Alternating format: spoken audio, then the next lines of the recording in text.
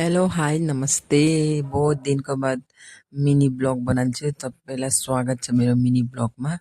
किनकि यत्तिकै कुछ कन्टेन्ट नै हुँदैन त के बनाउनु भनेर त आज जाँदैछु चुनपुरा। बहुत सालको पछि 3 सालको पछि जाँदैछु। पहिला म यहाँ बसेर काम गर्थेँ। यहाँ एउटा आन्टीको घरमा बस्थेँ। मेरो साथीको आमा हो, मेरो भी आमै हो। त फाइनली हाम्रो यहाँ पुगिसकेछु चुनपुरा। बहुत सालको बाद आए यति बारिस लिएर आयो कि पुरा नदीहरू सब बढेको छ। त यहाँ हेर्नु आन्टीको हाम्रो पुगिगएँ।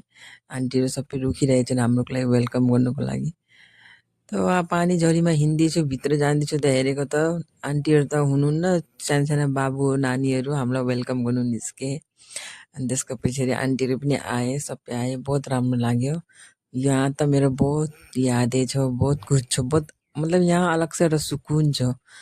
चुनपुरामा थाहा छैन, मलाई त बहुत ही राम्रो लाग्छ। त्यसको लागि मैले एउटा यादेको लागि भिडियो बनाएर हालेको।